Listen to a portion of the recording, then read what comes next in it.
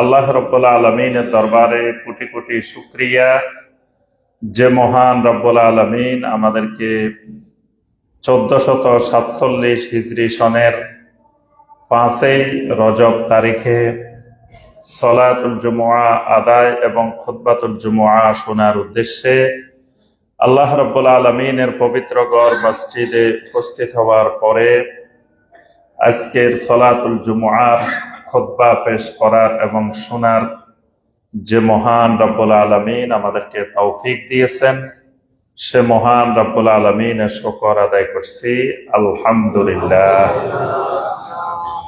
সম্মানিত মুসল্লিয়ান ইকরাম, আজকের খুতবায় যে বিষয়টি আমরা সংক্ষিপ্তভাবে আলোচনা করার চেষ্টা করব ইনশাআল্লাহ, বিষয়টি হলো আল উসুল আস-সালাসা, অর্থাৎ ইমানের গুরুত্বপূর্ণ 3টি উসুল। এই বিষয়টির উপরে আমরা আজকের খুতবায় আলোচনা করার চেষ্টা করব ইনশাআল্লাহ। সম্মানিত ভাই ও বোনেরা, আমরা সকলেই জানি জান্নাতে যাওয়ার জন্য 2টি জিনিস লাগে। 2টি জিনিস যার কাছে আছে তার জন্য আল্লাহ রব্বুল আলমিনের জান্নাত খোলা। 2টি জিনিসের প্রথম যে জিনিসটি দরকার সেটি হলো বিশুদ্ধ ঈমান। দ্বিতীয় যে জিনিসটি দরকার সেটি হলো আল আমালুস সালেহ।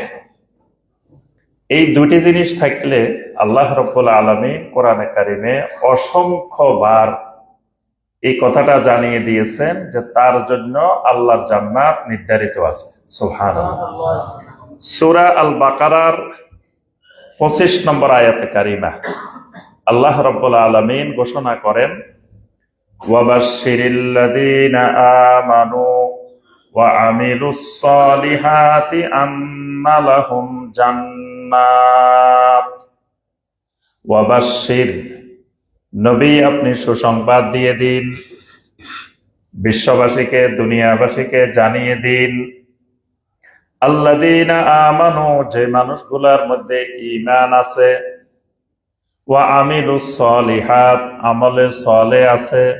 2টা জিনিস আছে, ঈমান আছে আর আমলে সালেহ আছে। আন্না লাহুম জান্নাত, এই মানুষগুলোর জন্য জান্নাত আছে। সুবহানাল্লাহ। এই সুসংবাদটা আল্লাহ রাব্বুল আলামিন নবী সাল্লাল্লাহু আলাইহি ওয়াসাল্লামকে বলেন আপনি দুনিয়াবাসীকে জানাই দেন। 2টা জিনিস যার কাছে আছে, আন্না লাহুম জান্নাত, তার জন্য আল্লাহর জান্নাত আছে। সুবহানাল্লাহ।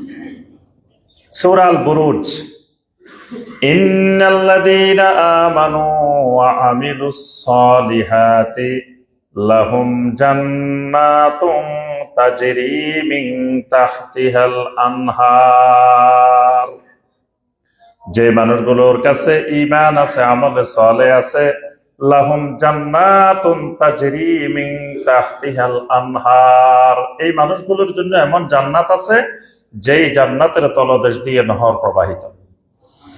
ইন্নাল্লাযীনা আমানু ওয়া আমিলুস সালিহাতি কানাত লাহুম জান্নাতুল ফিরদাউসি নুজুলা খালিদিনা ফিহা লা ইয়াবগুনা আনহা হিওয়ালা। সুবহানাল্লাহ। ইন্নাল্লাযীনা আমানু ওয়া আমিলুস সালিহাত, যে মানুষগুলোর কাছে ঈমান আছে, আমলে সালেহ আছে, কানাত লাহুম জান্নাতুল ফিরদাউসি নুজুলা, এই মানুষগুলোর জন্য জান্নাতুল ফিরদাউসের মেহমানদারি আছে। সুবহানাল্লাহ। তাহলে বোঝা যায় 2টা জিনিস থাকলে জান্নাত। তো প্রথম যে জিনিসটি সেটি হলো ঈমান। এজন্য সবার আগে ঈমান। একজন ইমানদারের কাছে, ইমানদার কখনো ফকির হয় না, ইমানদার গরিব হয় না। কারণ ইমানদারের কাছে যে সম্পদটা আছে এটা সারা দুনিয়া বিক্রি করলেও এটা দাম হয় না। কারণ ইমানদারের সবচাইতে বড় যে সম্পদটা সেটা হলো ঈমান। ঈমান এমন এক জিনিস, এটার দাম এত বেশি, সারা দুনিয়ার সম্পদ এক পাল্লায় রাখলে ঈমান আর এক পাল্লায় রাখলে ঈমানের দাম বেশি। তাহলে ইমানদারের কাছে এমন একটা সম্পদ আছে যে সম্পদ সারা দুনিয়া বিক্রি করলেও কেউ কিনতে পারে না। এই কারণে ইমানদার কখনো ফকির হয় না, ইমানদার কখনো নিঃস্ব হয় না, ইমানদার কখনো গরিব হয় না। সবচেয়ে দামি সম্পদের মালিক। এই ঈমান ঈমানদারের জন্য সবচাইতে গুরুত্বপূর্ণ একটি বিষয়। আরেকটি বিষয় খেয়াল রাখতে হবে, আমলের চাইতে ঈমানের গুরুত্ব বেশি। কারণ ঈমান যদি ঠিক না হয়, ঈমান যদি বিশুদ্ধ না হয়, তাহলে সমস্ত আমল বিনষ্ট হয়ে যায়।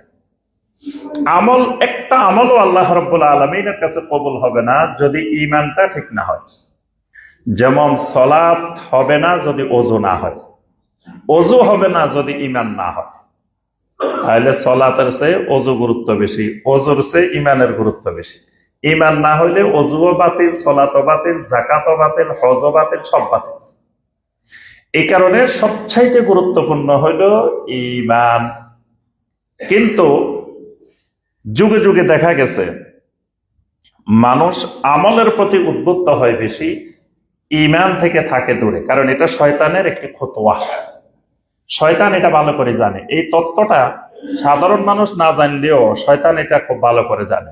শয়তানের কাছে কোরআনে কারিমের জ্ঞান সবচেয়ে বেশি। সে কোরআনের সব বিষয় তার নখদর করে। সে বুঝে শিকট কেটে দিতে হবে। তার তথ্য হইল, তার নীতিমালা হইল, শয়তানের মৌলিক নীতিমালা যেটা শয়তান ফলো করে সেটা হলো শিকট কেটে গাছের উপরে পানি ঢালতে হবে। তো শয়তান জানে যে শিকট কেটে দিলে গাছ এটা আর বাঁচবে না। এই জন্য শয়তান মানুষের ঈমানটা নষ্ট করে দেয়। আমলের প্রতি শয়তান কোনো অসুবিধা নেই, আমল সারাদিন করো, অসুবিধা নেই।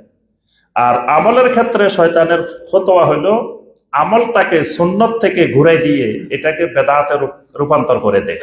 কারণ শয়তান জানে বেদাতি আমল বস্তায় বস্তায় টাকে টাকে করলেও কিয়ামতের ময়দানে তার আমল নামায় কোনো আমল থাকবে না। এই কারণে বেদাতি আমল যত করবে কোনো অসুবিধা নেই। আর যদি সুন্নতি আমল করতে চায়, দেখে যে লোকটাকে কোনোভাবেই বেদাতের দিকে নিতে পারতেছে না, লোকটা অনড় অবস্থানে আছে যে সুন্নত নিয়েই থাকবে, তার ব্যাপারে শয়তানের ফতোয়া হলো তার ঈমানটা নষ্ট করে দিবে। ঈমান নষ্ট করে দিলে এবার সে সুন্নতি আমল করুক আর যত আমলে করুক, কোনো আমল তার কাজে আসবে না। এই জন্য সবচাইতে সচেতন হইতে হবে আমলের চেয়ে ঈমানের ব্যাপারে। কিন্তু বাঙালি সবচাইতে অসচেতন ঈমানের ব্যাপারে। সব জায়গায় গেলে বাঙালির মসজিদে মসজিদে ফাজাইলে আমল পাওয়া যায়, ফাজাইলে ঈমান পাওয়া যায় না। কোন মসজিদে বাংলাদেশে ফাজাইলে ঈমান নাই, ফাজাইলে আমল আছে। আর জিজ্ঞাসা করে, আমরা বই নিয়ে গেলে জিজ্ঞেস করে আমলের বই আছে? আমলের বই খোঁজে, ঈমানের বই কেউ খোঁজে না। মানে ঈমানের কোনো জ্ঞানে নাই, ঈমানের ডিগ্রিতে সে জিরো, নার্সারির স্টুডেন্টও না। আমি ওই দিন বারিধারা DOHS কনভেনশন সেন্টারে ঈমানের উপরে আমাদের ধারাবাহিক আলোচনার মধ্যে একজন ভাইস চ্যান্সেলর, উনি 2 বার ইউনিভার্সিটির ভাইস চ্যান্সেলর ছিলেন, 4 বছর 4 বছর 8 বছর। তো ওই ভাইস চ্যান্সেলর স্যার আমার ওই হালাকায় বসছেন। তো পরেরই এই আলোচনা শোনার পরে উনি লাস্টে বলতেছেন, আমি জীবনে এত পড়ালেখা করলাম, 2 বার 2 দফায় 8 বছর ইউনিভার্সিটির ভাইস চ্যান্সেলর ছিলাম, কিন্তু ঈমানের জ্ঞানে দেখতেছি আমি তো এখনো নার্সারির মধ্যেও নাই। ঈমানের জ্ঞানে, দুনিয়াবি জ্ঞানে অনেক উপরে চলে গেছেন, কিন্তু ঈমানের জ্ঞানে এখনো নার্সারির স্টুডেন্ট, এখনো প্লের স্টুডেন্ট, এখনো একেবারে জিরো। এবং অনেকে অক্ষর জ্ঞানে নাই ঈমানের। আমি অল বাংলাদেশ, এই মাথা থেকে এই মাথা পর্যন্ত সুরা বাংলাদেশ দেখছি, ঈমানের কোনো জ্ঞানে নাই মুসলিমের মধ্যে। ঈমানের ব্যাপারে প্রশ্ন জিজ্ঞেস করলে কেউ বলতে পারে না। যদি বলি ঈমানের বিপরীত কি, হাজারে একজন মানুষ খুঁজে পাওয়া যায় না ঈমানের বিপরীতটা বলতে পারে। সবাই বলে যে ঈমান আছে, কিন্তু ঈমানের বিপরীত কি কেউ বলতে পারে না। তাওহীদের বিপরীত কি জিজ্ঞেস করলে বলতে পারে শিরিক, সুন্নতের বিপরীত কি বেদাত বলতে পারে, কিন্তু ঈমানের বিপরীত কি এটা জিজ্ঞেস করলে আর বলতে পারে না।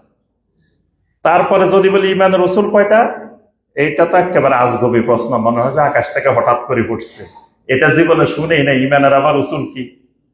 তারপরে ঈমানের রোকন কয়টা, ঈমানের শর্ত কয়টা, ঈমানের ভঙ্গের কারণ কয়টা, কিছুই বলতে পারে না। তার অর্থ হলো ঈমানের জ্ঞানে একেবারে জিরো। এবং এই কারণে এই বাংলার জমিনে শিরক এবং বেদাত আস্তানা করছে, কারণ এই মানুষগুলো ঈমানের জ্ঞান নেই। এজন্য আমার সম্মানিত ভাই ও বোনেরা, ঈমানের জ্ঞান এর উপরে বেশি বেশি জোর দিতে হবে, ঈমান শিখতে হবে। এজন্য আল্লাহ রাব্বুল আলামিন সূরা মুহাম্মাদের 19 নম্বর আয়াতে আল্লাহ পাক বলছেন, ফাআলাম আন্নাহু লা ইলাহা ইল্লাল্লাহ ওয়াস্তাগফির লিযামবিকা ওয়ালিল মুমিনিনা ওয়াল মুমিনাত। ফা'লাম, ইলম শিখো, জানো, বুঝো।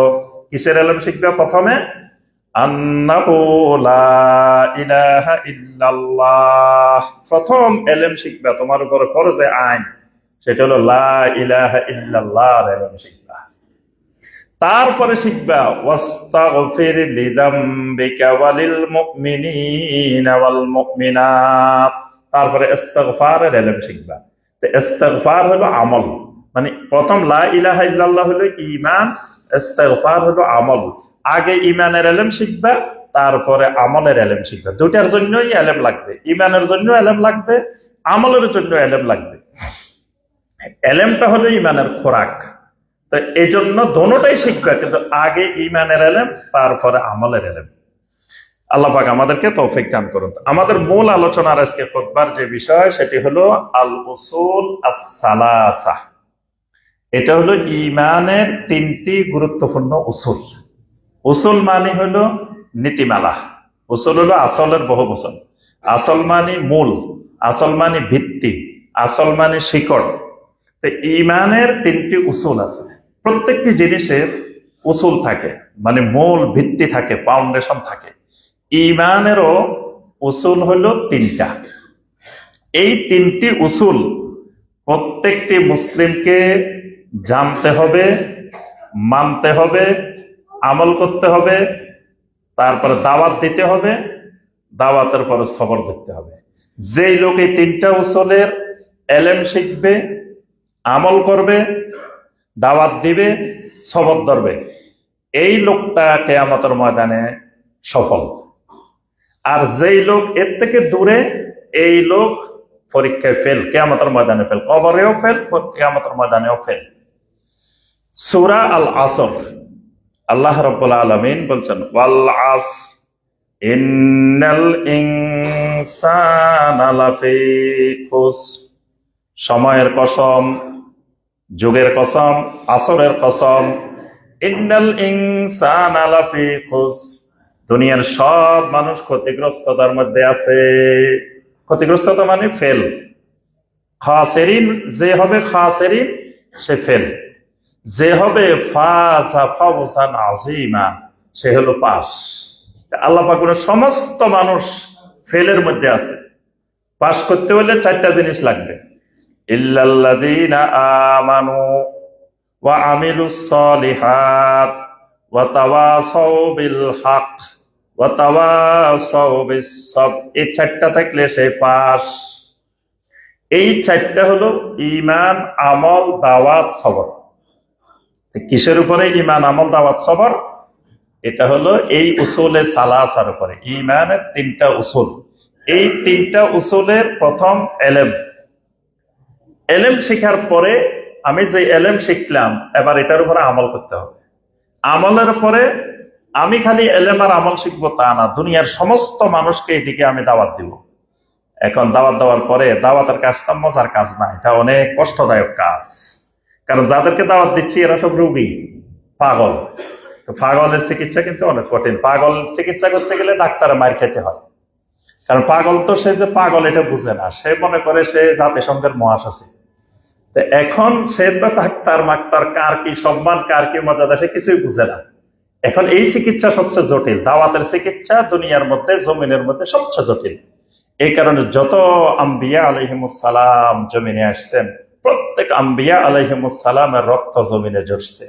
আল্লাহ রাসূল সাল্লাল্লাহু আলাইহি ওয়াসাল্লাম এক নবীর দাওয়াতের কথা বর্ণনা করতেছিলেন। তখন নবী সাল্লাল্লাহু আলাইহি ওয়াসাল্লাম বলতেছেন ওয়া হুয়া ইয়ামসাহুদ দাম।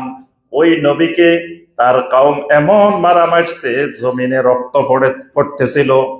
ওয়া হুয়া ইয়ামসাহুদ দাম, আমি নবী যেন দেখতে পাচ্ছি ওই নবী রক্ত মুছতেছে। আর রক্ত মুছতেছে, আর জবান দিয়ে বলতেছে আল্লাহুম্মা গফির লিকাওমি ফাইন্নাহুম লা ইয়ালামুন। আল্লাহ আমার এই কওমকে, আমার এই জাতিকে আপনি মাফ করে দেন, কারণ আমার এই জাতি ইলম নাই, জানে না, বুঝে না, নবী কি বুঝে নাই, রাসূল কি বুঝে নাই, এই কারণে আমাকে মারছে। আল্লাহ রাসূল সাল্লাল্লাহু আলাইহি ওয়াসাল্লাম বলেন আমি যেন দেখতে পাচ্ছি ওই নবীর রক্ত মুছতেছে আর আল্লাহর কাছে জবানে দোয়া করতেছে, আল্লাহ আমার কাউমরে মাফ করে দেন। কারণ নবীকে মারা মানে এখনই গজব চলে আসবে, কিন্তু কাউম তো বুঝে নাই যে নবী কি জিনিস, রাসূল কি জিনিস। তাহলে বোঝা গেল প্রত্যেক নবী এই চিকিৎসা করতে আসছিলেন, এই দাওয়াত দিতে আসছিলেন, কিন্তু যাদেরকে দাওয়াত দিতে আসছে তারা ওই নবীকে মারছে, ওই নবীকে বিতাড়িত করছে, এলাকা থেকে বের করে দিছে। কারণ এই দাওয়াতের কাজটা সবচেয়ে কঠিন কাজ।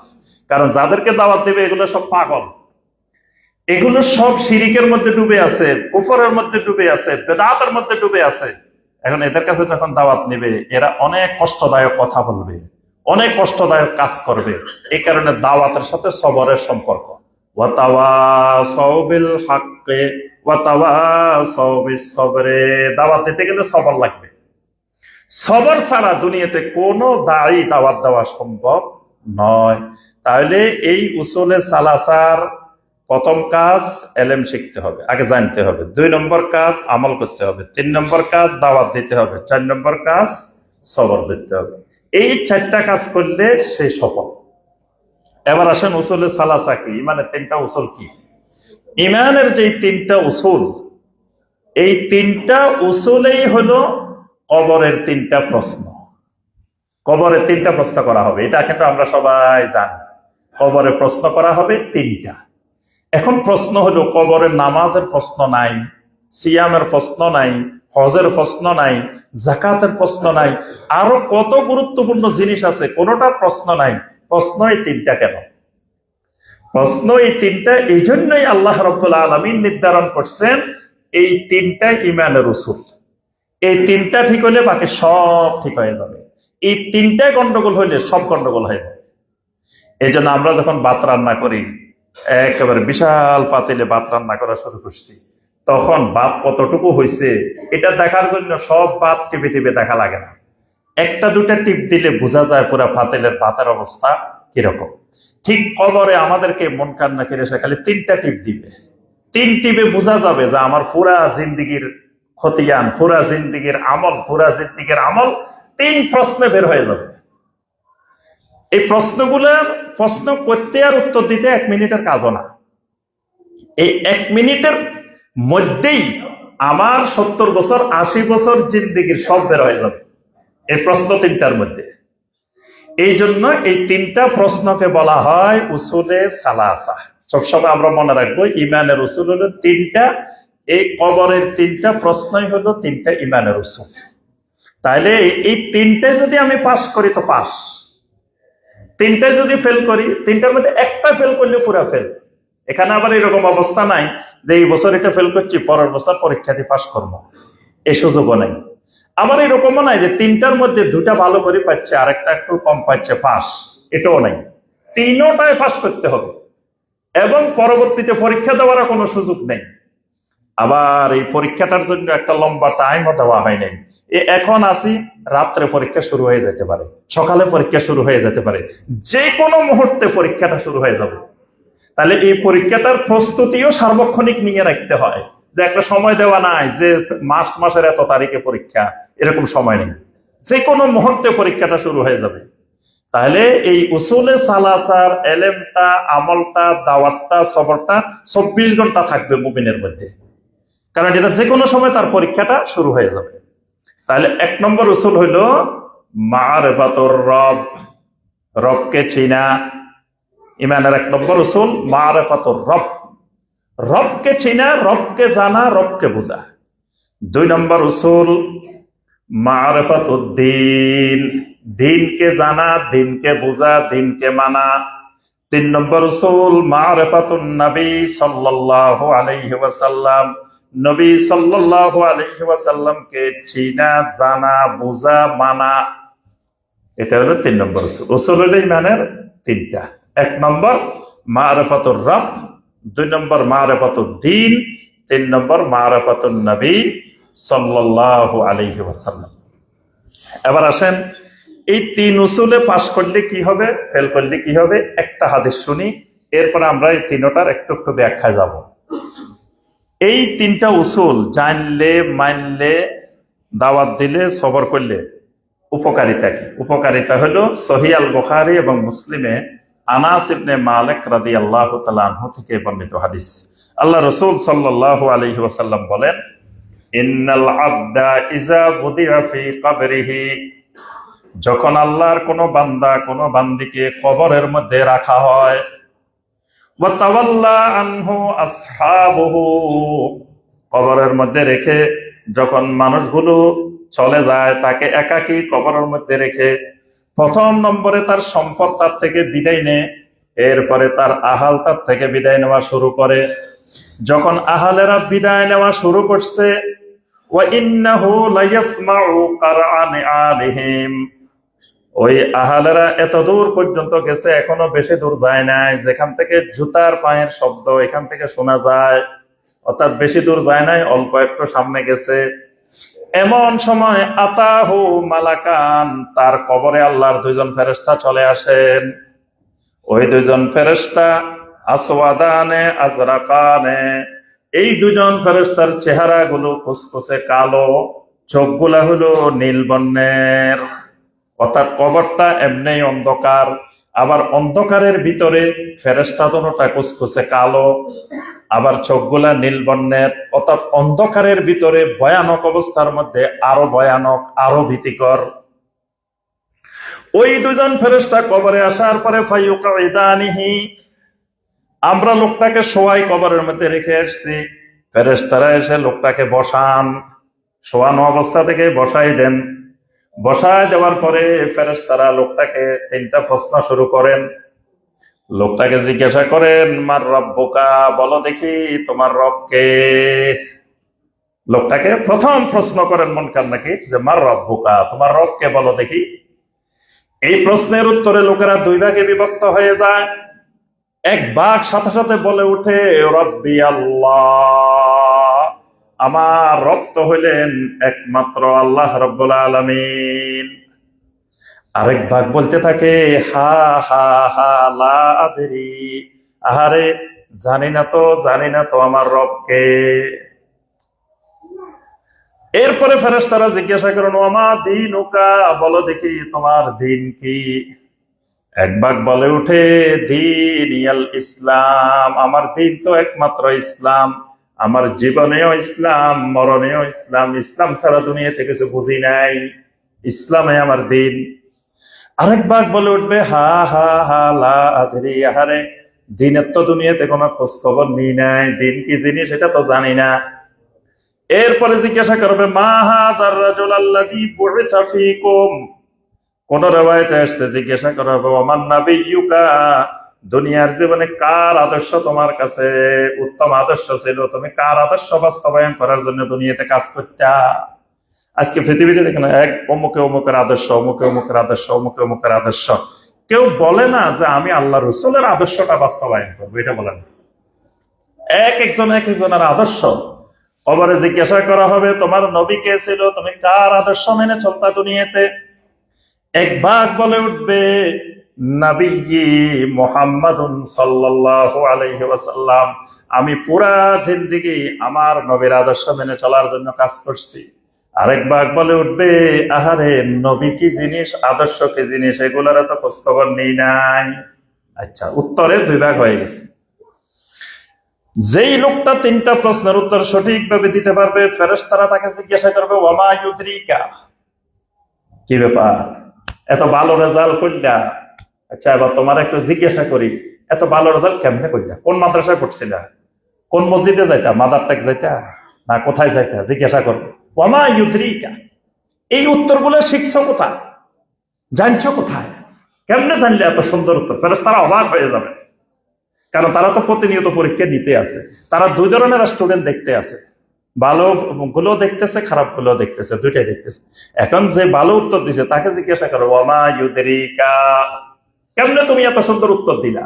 তখন এই লোকটা বলে উঠবে, কারাতু কিতাবাল্লাহ ফাআমানতু বিহি ওয়া সাদ্দাকতু, ও ফেরেশতারা, আমি তো দুনিয়ার মধ্যে আল্লাহর কিতাব পড়তাম, আমার সাথে আল্লাহর কোরআনের সাথে গভীর একটা সম্পর্ক ছিল, এই কোরআনের প্রতি আমি ঈমান আনছি, আর কোরআনের ভিতরে এই কথাগুলো ছিল। কোরআনে কারিমের ভিতরে সবচেয়ে বেশি আলোচনা এই তিনটা, কোরআনের অর্ধেকের বেশি আয়াত অর্ধেকের না 90% আয়াত খালি এই 3 বিষয়ের উপরে কোরআনে কারিমের। তা আমি কোরআনের সাথে গভীর সম্পর্ক ছিল, এই কারণে আমি এগুলো জানি, এগুলো শিখে ফেলছি, এবং এগুলো শেখার পরে আমি এগুলো মানতাম, বিশ্বাস করতাম। আচ্ছা, আরেক ভাগের জিজ্ঞেস করবে কি ব্যাপার, তোমাদের কাছে নবী গেল, রাসূল গেল, আল্লাহর কিতাব গেল, হালা তালাইতা ওয়ালা দারাইতা, আহারে তোমাদের কাছে আল্লাহর কিতাব ছিল, কোনোদিন কিতাবটা উল্টাই দেখো নাই, কিতাবটা জানার চেষ্টা করো নাই, তোমাদের এই দশা কেন, উত্তর দিতে পারলে না কেন? ফেরেশতারা অবাক হয়ে যাবে, মানুষগুলোর কাছে কত নবী গেছে, কত রাসূল গেছে, কত কিতাব গেছে, কত দাঈ গেছে, কিন্তু মানুষগুলো দেখে উত্তর দিতে পারে না, এই অবস্থা কেন? তখন এই মানুষগুলা বলে উঠবে যে আমরা তো কুনতু আকুলু মা ইয়াকুলুন নাস, আহারে আমরা তো দুনিয়ায় কোরআনও বুঝতাম না, হাদিসও বুঝতাম না, সমাজ কি বলে, আশেপাশের মানুষেরা কি বলে, আমরা ওইটা বলতাম। আমরা বাপদাদা নিয়ে চলতাম, সমাজ নিয়ে চলতাম, আশেপাশের লোকেরা কি কয় এটা নিয়ে চলতাম। আল্লাহর কিতাবের সাথেও কোনো সম্পর্ক ছিল না, দ্বীনের সাথেও কোনো সম্পর্ক ছিল না, নবীর সুন্নাহর সাথেও কোনো সম্পর্ক আমাদের ছিল না। এবার আসেন 2 গ্রুপ। প্রথম গ্রুপের আল্লাহর পক্ষ থেকে কিছু ঘোষণা, দ্বিতীয় গ্রুপকে আল্লাহর পক্ষ থেকে কিছু ঘোষণা। যে গ্রুপ পাশ করে ফেলছে, সব প্রশ্নের উত্তর দিয়ে ফেলছে, আল্লাহর পক্ষ থেকে 5টা নগদ পুরস্কার, বাকিটা তো আসবে সামনে, হাসরে আসবে, তারপরে হিসাবে আসবে, মিজানে আসবে, কাউসারে আসবে, সেরাতে আসবে, জান্নাতে আসবে, রুইয়াতুল্লাহ আসবে, এগুলো সামনে রয়েছে। কিন্তু নগদে কবরে 5টা পুরস্কার।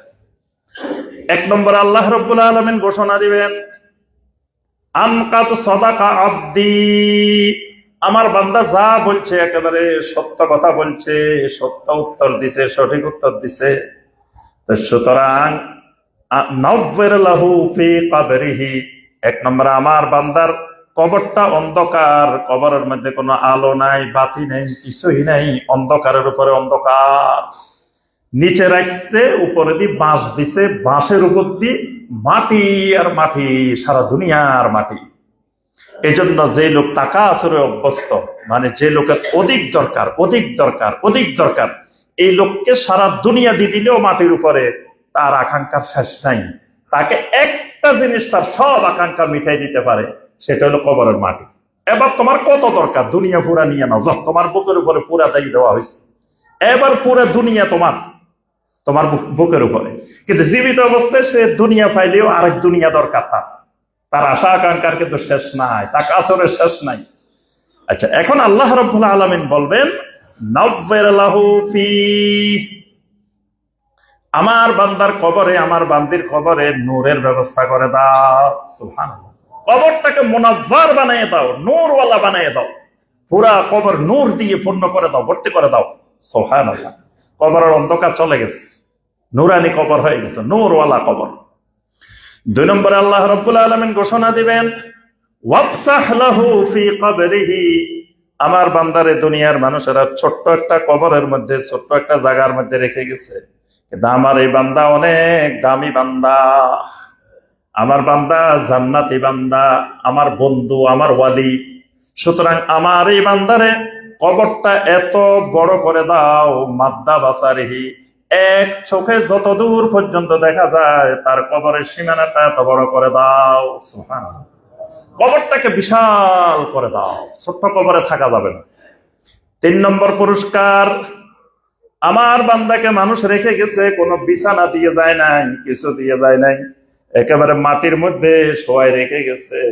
আমার বন্ধু এইভাবে কবরে থাকতে পারে না, আফরিশুহু মিনাল জান্নাহ, আমার বন্ধুর জন্য জান্নাতের বিছানা নিয়ে কবরের মধ্যে বিছাই দাও। সুবহানাল্লাহ। 4 নম্বর, দুনিয়ার মানুষেরা সামান্য দামের কাপড়, 3টা কাপড় দিয়ে, 5টা কাপড় দিয়ে, 4টা কাপড় দিয়ে, 2টা কাপড় দিয়ে আমার বান্দাকে, আমার বান্দিকে কবরের মধ্যে রেখে গেছে, এই কাপড়টা খুলে দাও, আলবিসুহু মিনাল জান্নাহ, জান্নাতের থেকে লেবাস এনে পরাইয়ে দাও। সুবহানাল্লাহ।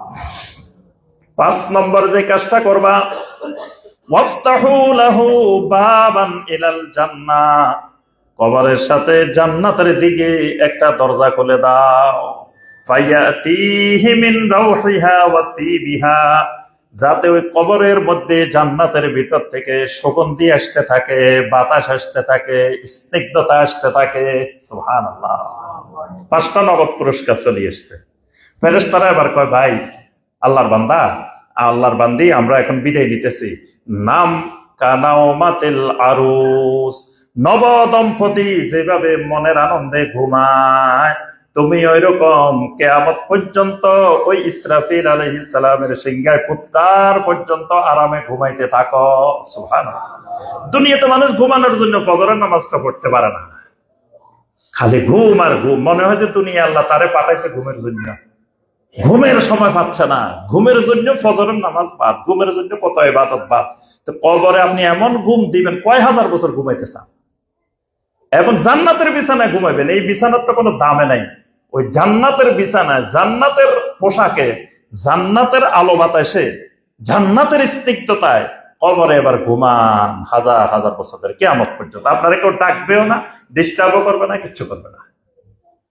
এখন যে গ্রুপ উত্তর দিতে পারে নাই, এদেরকে ওর সাথে সাথে আল্লাহর পক্ষ থেকে কয়েকটা ঘোষণা এসে যাবে। 1 নম্বর ঘোষণা, ফায়ুদাইয়াকু লাহু ফি কবরিহি, এই লোকের কবরটা এত বড় রাখা যাবে না, এই লোকের কবরটাকে সংকীর্ণ করে দাও, ছোট্ট বানাই দাও, আরো ছোট বানাই দাও। ফাতাখতালিফা আদলাউহু ফি আদলাইহি, এক পাজর যেন আরেক পাজরের মধ্যে ঢুকে যায়, এরকম ছোট্ট বানাই দাও, এটার এত বড় রাখা যাবে না। 2 নম্বর, এই লোকটার জন্য জাহান্নাম থেকে বিছানা নিয়ে আসো, আফরিশুহু মিনান নার, জাহান্নামের বিছানা দিয়ে দাও। আলবিসুহু মিনান নার, জাহান্নামের লেবাস আনি তাকে পরাই দাও। এরপরে ওয়াফতাহু লাহু বাবান ইলান নার, জাহান্নামের দিকে একটা দরজা তার জন্য খুলে দাও। ফায়াতিহি মিন হাররিহা ওয়া সামুমিহা, ওই জাহান্নাম থেকে তার কবরে উষ্ণতা, বিষাক্ততা, এগুলো জাহান্নাম থেকে কবরে আসতে থাকবে। গেল 4টা। 5 নম্বরটা আরো ভয়াবহ। ফেরেশতারা আসার সময় হাতে করে একটা হাতুড়ি নিয়ে আসছে, খালি হাতে আসে নাই। যেমন আগের জমানায় মাস্টাররা রুমে আসার সময় বেত একটা নিয়ে আসতো, তো ফেরেশতারাও আসার সময় খালি হাতে আসে নাই, হাতের মধ্যে একটা হাতুড়ি নিয়ে আসছে। হাতুড়িটা কেমন? হাতুড়িটা এমন লোহার হাতুড়ি, বিমাতারিকা মিন হাদিদিন, নবী সাল্লাল্লাহু আলাইহি ওয়াসাল্লাম বলেন হাতুড়িটা হলো লোহার। এটা এমন হাতুড়ি, লাউ দরিবা বিহা জাবালুন লাসারা তুরাবা, হাতুড়িটা এরকম, এই হাতুড়ি দিয়ে যদি একটা পাথরের পাহাড়ের উপরে আঘাত করা হয়, পাথরের পাহাড়টা মুহূর্তের মধ্যে ধুলাবালিতে পরিণত হয়ে যাবে। এরকম বিশাল এক হাতুড়ি তাদের হাতের মধ্যে। যে লোকটা উত্তর দিতে পারে নাই, ফায়ুদরাবু বিমাতারিকা মিন হাদিদিন, ওই হাতুড়ি দিয়ে লোকটার উপরে আঘাত করা শুরু করে দিবে। ফায়াসিহু সাইহাতান, লোকটা এমন জোরে চিৎকার দিয়ে উঠবে, ইয়াসমাউহা মান ইয়ালিহি গায়রাস সাকালাইন, নবী সাল্লাল্লাহু আলাইহি ওয়াসাল্লাম বলেন, মানুষ আর জিন ছাড়া যত মাখলুকাত জমিনে আছে সবাই ওই লোকটার চিৎকার শুনতে পায়। এমন জোরে সে চিৎকার দেওয়া শুরু করবে ওই হাতুড়ির আঘাতে। আল্লাহ রাসূল সাল্লাল্লাহু আলাইহি ওয়াসাল্লাম এরপরে বলেন, লাউলা আল্লাহ তাদাফানু, আমার উম্মতেরা, আমার আশঙ্কা হয় তোমরা মানুষকে দাফন করা বন্ধ করে দিবে, কবর দেওয়া বন্ধ করে দিবে, না হইলে আমি দাউতুল্লাহ, আমি আল্লাহর কাছে দোয়া করতাম, আল্লাহ আইয়ুসমিআকুম আযাবাল কবর, আমার উম্মতের একটু কবরের আযাবটা শুনাই দেন। আমি আল্লাহর কাছে বলতাম, আল্লাহ আমার উম্মতকে এরকম একটা আযাবের চিৎকার শুনাই দেন। কিন্তু যদি তোমাদেরকে শোনাই দেওয়া হইতো, তোমরা কবর দেওয়াই বন্ধ করে দিতা, দাফন করাই বন্ধ করে দিতা ভয়। এই কারণে আমি আল্লাহর কাছে দোয়া করি নাই যে আল্লাহ এই কবরের আযাবটা আমার উম্মতের শুনাইয়েন না, না হয় দোয়া করতাম আল্লাহ শুনাই দেন। তাহলে দেখেন এই উসুলে সালাসায় ফেল, ভয়াবহ পরিণতি। এটা তো শুরুর পরিণতি, ভবিষ্যতে তো আরো আছে এরপরে, প্রত্যেক ঘাটিতে ঘাটিতে বিপদ। আর উসুলে সালাসায় পাস, পুরা জিন্দিগি পাস। কবরে দেখেন, এখানে আপনার নামাজের প্রশ্ন করা হয় না, নামাজ ফুটসাফি পড়া নাই, অন্য কোনো ইবাদতের কোনো আমলের প্রশ্ন করা হয় না, প্রশ্ন এই 3টা। এই জন্য সবার আগে প্রশ্ন এই 3টা রেডি করতে হবে, এই 3টাই হলো ইমানের উসুল। তাহলে এবার আসেন সংক্ষেপে আমরা 3টা প্রশ্ন একটু বলেই শেষ। এটার উপরে আমার বই আছে, ইমানের 3 মূলনীতি। সংগ্রহ করে এটা পড়ার চেষ্টা করবেন। আরবিতে 800 পৃষ্ঠা 1000 পৃষ্ঠার বই আছে এটার উপরে। শাইখুল ইসলাম ইমাম মোহাম্মদ বিন আব্দুল ওয়াহাব রাহিমাহুল্লাহ। আমি একদিন এক আহলে হাদিস এলাকায় গেছি কদিন আগে, জিজ্ঞেস করলাম, ভাই আপনারা এই ইমাম মোহাম্মদ বিন আব্দুল ওয়াহাব রাহিমাহুল্লাহর নাম শুনছেন? হয় না, শুনি নাই তো। আমি কি এগুলো কি আহলে হাদিস? ইমাম মোহাম্মদ বিন আব্দুল ওয়াহাব রাহিমাহুল্লাহর নাম শুনে নাই? যার ভয়ে ওহাবি ওহাবি করে দেখবেন কত কোটি কোটি মানুষের ঘুম হারাম, স্বপ্নের মধ্যেও ওহাবি দেখে, ঘুম থেকে আটকে উঠে মনে হয় যে এই তো ওহাবি চলে আসতেছে, আহলে হাদিস চলে আসতেছে। তারা আহলে হাদিসদের নাম দিছে ওহাবি, কারণ কি ওই যে ইমাম মোহাম্মদ বিন আব্দুল ওয়াহাব রাহিমাহুল্লাহর নামে। তো এখন ওই মানুষগুলো বলে ইমাম মোহাম্মদ বিন আব্দুল ওয়াহাবের নাম শুনে নাই। আমি কি আপনাদের দুনিয়াতে আসাটাই বৃথা? খালি খাইতে আসছেন আর ঘুমাইতে আসছেন দুনিয়াতে, আর কোনো কামের জন্য আসেন নাই দুনিয়াতে। কারণ যে লোক ইমাম মোহাম্মদ বিন আব্দুল ওয়াহাব রাহিমাহুল্লাহ, গত পূর্বের শতাব্দীর মুজাদ্দিদ, সারা দুনিয়ার শিরিক বেদাতের আতঙ্ক, শিরিক বেদাত উচ্ছেদকারী ইমাম মোহাম্মদ বিন আব্দুল ওয়াহাব রাহিমাহুল্লাহ, তিনি আপনার বই লিখে গেছেন আল উসুল আস-সালাসা, ইমানের এই 3 মূলনীতির উপর। এই বইয়ের শাইখ বিন বাজ রাহিমাহুল্লাহ ব্যাখ্যা করছেন 700 পৃষ্ঠা, মোহাম্মদ বিন উসাইমিন রাহিমাহুল্লাহ ব্যাখ্যা করছেন 800 পৃষ্ঠা। বর্তমান সৌদি আরবের গ্র্যান্ড মুফতি শেখ সালেহ আল ফাওজান হাফেজাহুল্লাহ, তিনি এক বিশাল 700-800 পৃষ্ঠার কিতাব লিখছেন খালি শরহুল উসুল আস-সালাসা, উসুল সালাসার ব্যাখ্যা। পৃথিবীর এমন কোন বড় আলেম নাই, মদিনার কোন আলেম নাই, মক্কার কোন আলেম নাই, যারা এই উসুল সালাসার কিতাবের ব্যাখ্যা লেখেন নাই। আজও সৌদি আরবের, কাতারের, কুয়েতের, তারপরে দুবাই, তারপরে বাহরাইন, এমন কোন মসজিদ নাই যে মসজিদে এই উসুলে সালাসার দার্স হয় না। সরকারিভাবে বাধ্যতামূলক প্রত্যেক মসজিদে উসুলে সালাসার দার্স হবে, প্রত্যেক মসজিদে দার্স হয়। তাহলে এই 3 উসুল জানা, বুঝা, মানা, দাওয়াত দেওয়া, সবর করা ফরজ। আপনি সবার আগে জ্ঞান অর্জন করতে হবে এটা। এজন্য আমি 1 নম্বরে সবার আগে বই লিখছি এটার উপরে। বাংলা ভাষায় কেউ বই লেখেন, এই প্রথম বই আমার হলো এইটার উপরে, উসুলে সালাসার উপরে। কারণ এই জাতি এটা না জানলে তার দুনিয়াতে আসাটাই বৃথা। কিন্তু এই দেশের সাধারণ মানুষ দূরের কথা, আলেমও বুঝে না উসুলে সালাসা কি জিনিস। এমন এক দেশে আল্লাহ আমাদেরকে পাঠাইছেন, এই জন্য সবার আগে এটার জ্ঞান অর্জন করতে হবে। আমি সংক্ষেপে একটু ধারণা দিই। প্রথমটা হলো মারিফাতুর রব। কবরের প্রথম প্রশ্ন, মার রব্বুকা। তাহলে প্রথম কাজ দুনিয়াতে আমার রবকে চিনা। এই জন্য নবী রাসূলেরা প্রথম দুনিয়াতে আসলেই দুনিয়ার মানুষকে রবের দাওয়াত দিতেন। ইব্রাহিম আলাইহিস সালাম যখন রবের দাওয়াত নিয়ে কাজ শুরু করছেন, তো নম্রদাসী কয়, আচ্ছা তোমার যে রবের দাওয়াত দিচ্ছ, তোমার রবে কি করে একটু শুনি। তো ইব্রাহিম আলাইহিস সালাম বলতেছেন, রব্বি আল্লাযী ইউহয়ী ওয়া ইউমীত। শুনেন, আমার রব তো জীবন দেন আর মৃত্যু দেন। তো নমরুদটি কয় কি, আনা উহয়ী ওয়া উমীত। ও, তোমার রবের এই কাজ তো আমিও করি, কারণ আমিও জীবন দিতে পারি, আমিও মৃত্যু দিতে পারি। একটা লোকের মৃত্যুদণ্ড হয়ে গেছে, আমি তারা মাফ করে দিলাম, তো জীবন দিয়ে দিলাম। আরেকটারে দরিয়ানি মারি ফেললাম, মৃত্যু দিয়ে দিলাম। তো এই কাজ তো তোমার রবে যে কাজ করে, আমিও সেই কাজ করি। তাহলে আমাকে রব মানতে তোমার অসুবিধা কি? আচ্ছা, এবার ইব্রাহিম আলাইহিস সালাম তো আল্লাহর নবী, খালি নবী না, আল্লাহু আকবার। 5 জন উলুল আজম রাসূলের একজন, 2 জন আল্লাহর খলিলের একজন। কোরআনে আল্লাহ সরাসরি ঘোষণা দিয়েছেন, ইত্তাখাযাল্লাহু ইব্রাহিমা খলিলা। ইব্রাহিম আলাইহিস সালামকে আল্লাহ পাক খলিল হিসাবে গ্রহণ করছেন। জমিনে 2 জন মানুষকে আল্লাহ শুধু খলিল বানাইছেন, একজন ইব্রাহিম আলাইহিস সালাম, আরেকজন মুহাম্মদুর রাসূলুল্লাহ সাল্লাল্লাহু আলাইহি ওয়াসাল্লাম। এবার ইব্রাহিম আলাইহিস সালাম ওটা শুনেন, আমার রবের আরেকটা কাজ শুনেন। আমার রবে আরেকটা কি করে,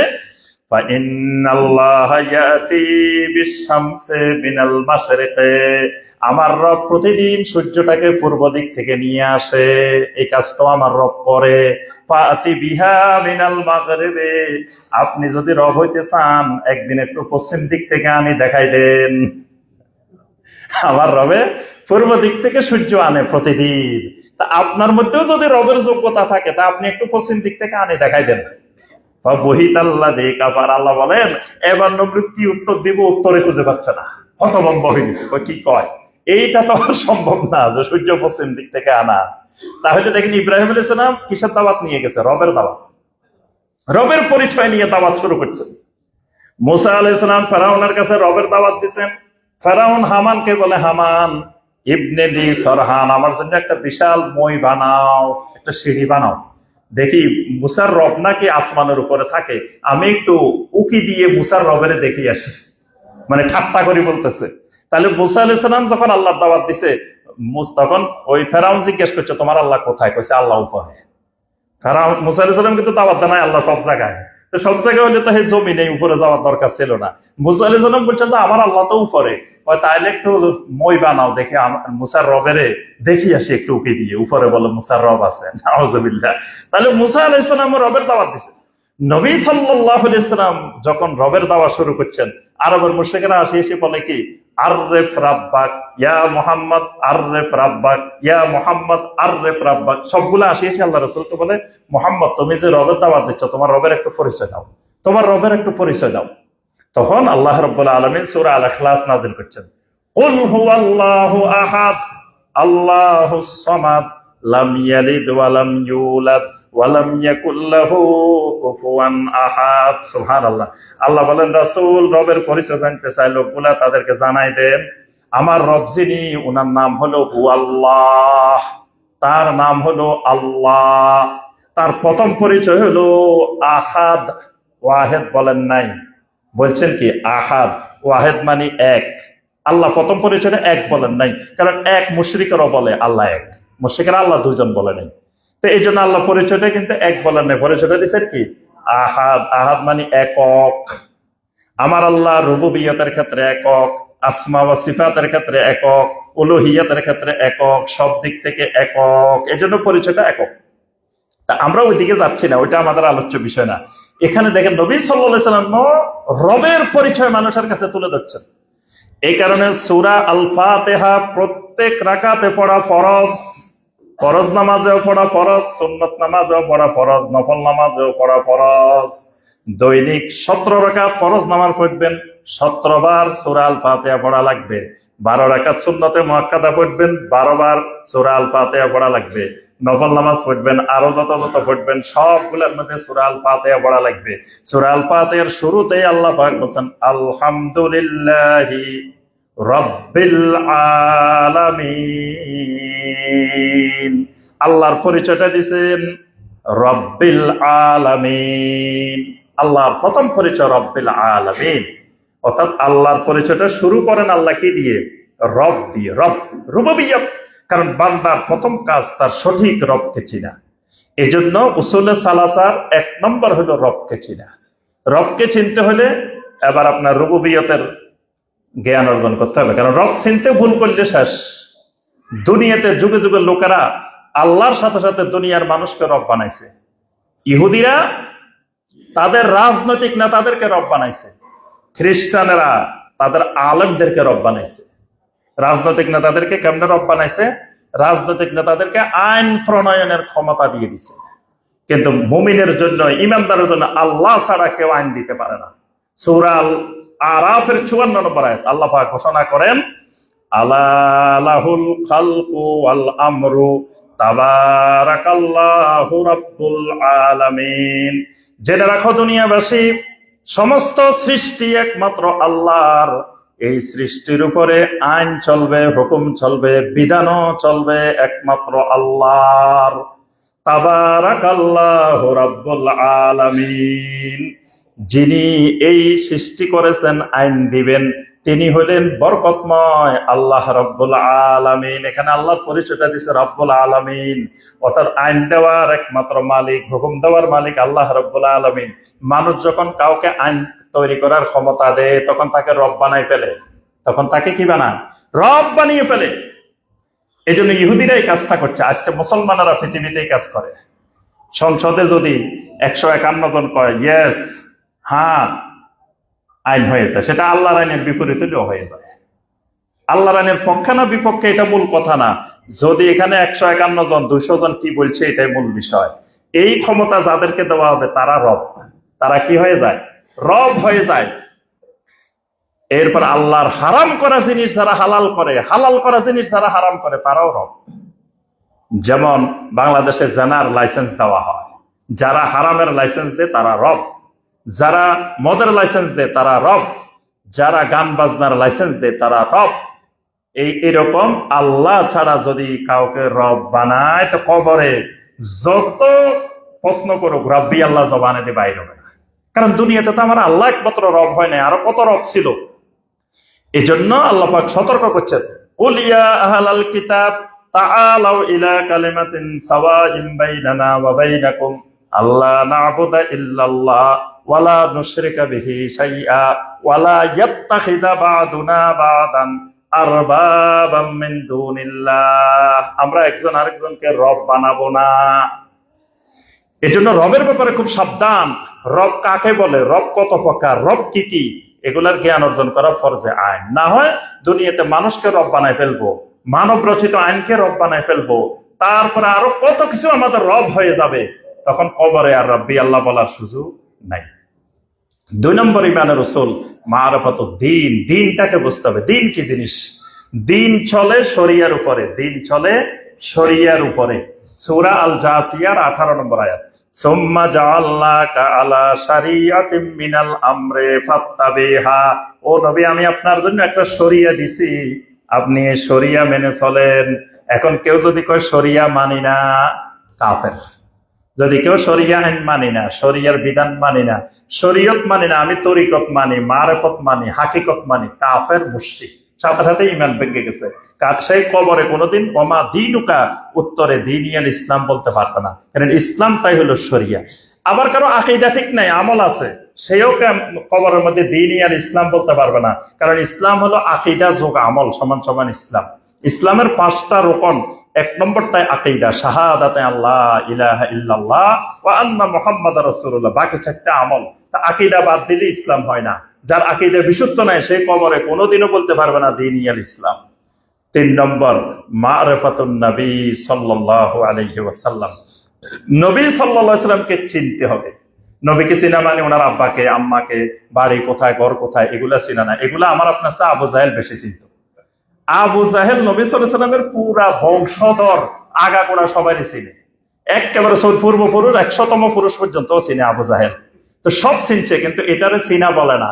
চিনা মানে নবী সাল্লাল্লাহু আলাইহি ওয়াসাল্লামের আদর্শ, নবী সাল্লাল্লাহু আলাইহি ওয়াসাল্লামের সুন্নাহ, এটাকে চিনা। এই জন্য ঈমান ভঙ্গের একটা কারণ, কেউ যদি নবী সাল্লাল্লাহু আলাইহি ওয়াসাল্লামের আদর্শের চাইতে দুনিয়ার কোন মানুষের আদর্শকে উত্তম মনে করে, সুন্দর মনে করে, ভালো মনে করে, সাথে সাথে ঈমান ভেঙে যায়। এই জন্য নবী সাল্লাল্লাহু আলাইহি ওয়াসাল্লাম প্রত্যেক খুতবায় কথাটা বলতেন, ফাইন্না খাইরাল হাদিসে কিতাবুল্লাহ ওয়া খাইরাল হাদিয়ে হাদিয়ু মুহাম্মাদিন সাল্লাল্লাহু আলাইহি ওয়াসাল্লাম। দুনিয়ার শ্রেষ্ঠ হেদায়েত, শ্রেষ্ঠ আদর্শ মুহাম্মদ সাল্লাল্লাহু আলাইহি ওয়াসাল্লামের আদর্শ। এজন্য জীবনের সকল ক্ষেত্রে মুহাম্মদ সাল্লাল্লাহু আলাইহি ওয়াসাল্লামের আদর্শ যদি আমার কাছে শ্রেষ্ঠ আদর্শ হয়, উত্তম আদর্শ হয়, তখন কবরে বলা যাবে নাবিয়ুনা মুহাম্মাদুন সাল্লাল্লাহু আলাইহি ওয়াসাল্লাম। আল্লাহ রাব্বুল আলামিন আমাদের সবাইকে উসুলে সালাসার জ্ঞান অর্জন করার, ইমানের এই 3 মূলনীতিকে ভালোভাবে জানার, ভালোভাবে বুঝার, ভালোভাবে মানার, ভালোভাবে দাওয়াত দেওয়ার, দাওয়াতের উপরে সবর ধরার আল্লাহ রাব্বুল আলামিন আমাদের সবাইকে তৌফিক দান করুন। আল্লাহ রাব্বুল আলামিন আমাদের সবাইকে কবরের প্রশ্নে পাশ করার তৌফিক দান করুন। আল্লাহ আমাদের জন্য একজন বান্দা বান্দিও যেন কবরে ফেল না করে, আমাদের সবাইকে পাশ করার তৌফিক দান করুন। আমিন ইয়া রাব্বাল আলামিন। আকুলু কাওলি হাদা ওয়া আস্তাগফিরুল্লাহ লি ওয়া লাকুম ফাস্তাগফিরুহু ইন্নাহু হুয়াত তাওয়াবুর রহিম।